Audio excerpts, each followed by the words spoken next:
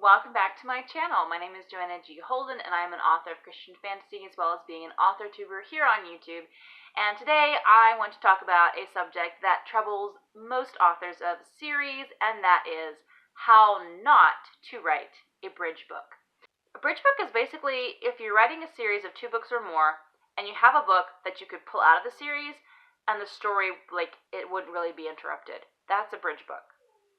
Their sole purpose is to get you from the fun and exciting things that happened in the first book of the series to the fun and exciting things that happened at the end of the series, and as you may have guessed it, not a whole lot happens in the middle. This is a very common problem for people writing series, especially trilogies, and especially fantasy. Your hero starts off, this young, questioning, uncertain person, and then by the time they get to the end, they're this great experienced hero willing to sacrifice their lives for the many. But in between, they're just kind of wandering around doing miscellaneous adventures with completely random people that have absolutely no impact on the general story of the series. I would like to share with you a couple of ways that you can avoid writing a bridge book at all costs, because a bridge book could cost you your series. Really, it comes down to 2 steps. To look at your book as a standalone, each one on its own, and to look at the series as a whole story with individual plot beats. So point number 1 is to look at each individual as its own standalone novel. Now this does not mean that it's not a saga-style series where each book builds on the next and you're going in chronological order and it's a very specific series of events.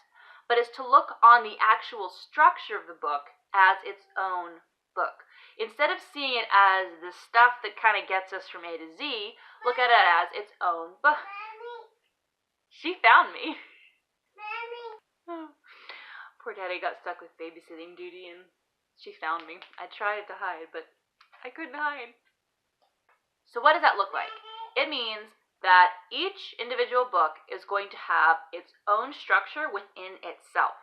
Instead of just being the beginning of the story for the first book, and then just kind of, and then the end of the story, you have beginning, middle, end. First book. Next book, beginning, middle, end. On its own. Beginning, middle, end. And so on. So each book serves a very specific purpose in the series, but also you're talking about it's fun to read as its own book. Think about things like characters. Your main character is going through a huge arc in his character from the beginning of the series to the end of the series. But each individual novel is going to play a part in that. So in each individual novel, there needs to be some kind of character growth. Rather than having your main character just kind of muddle around, fighting dragons, and doing a whole bunch of nonsense quests that don't lead to anything, have that character have a specific goal in that book. Now, it may pertain to what's going on in the rest of the series, or it may be just specific to this one little chapter in time. Give that character a goal, give them some motivation, and give them some definitive conflict specific to that book. And remember, you don't have to be a plotter to have structure to your novel. Just think of it. You have a beginning, a middle, and an end. You have an inciting incident, you have a midpoint where there's all this crisis, and then you have a giant climax at the end. You also need to make sure that there is a definitive climax at the end of each book in your series so that you don't feel like you're segueing into the next one. You've ended this part of the story. There should also be some semblance of a resolution at the end of each book, even if it is only to let us know that this chapter is wrapped up for now, but there's more coming in the next one. Also, you can use each individual book as an amazing opportunity to flesh out some of the things that you couldn't get to in your first book, and you'll be too busy to get to in the last book. Things like subplots, villain motivation, getting to know your villains more. Your villains especially need to have something to do in these bridge books so that they don't become bridge books. If your villain shows up in the first book and is all evil and mean, but then he doesn't show up again until the climax of the entire series, there's not going to be a whole lot of interest because, honestly, we came for the villain. We came to see the showdown between the good guy and the bad guy. That's what we're here for. So whether that be an evil queen or just an annoying person that's your coworker or whoever that villain in yours happens to be, keep putting them in the rest of the series. The middle book, the 4th book, the 9th book. Let them show up and have them have a goal in each book the same way that your main character does. That way, again, you're not just starting off at the beginning and then waiting until the end to find out what's going to happen with the villain's plans. See the villain's plans unfolding. Maybe see them try and fail a couple of different things. If you have a really long series, they can have multiple battles with this main character that are leading toward different ends, that are all leading you toward that big climactic battle at the end of the series. Maybe there's a bit of mystery involved. Maybe in each book you plant a clue that's going to help you to figure things out at the end of the book. And the second point, of course, is to look at each individual novel as a plot point in the overall series story. One way to make sure that those middle books don't get lost in a big muddle, especially if you have like 5 books or more, is to give each book a specific purpose in the entire series. On its own, yes, but also to have a place in the whole series. Remember we talked about how if you could pull the book out and the story continues, then that's a bridge book.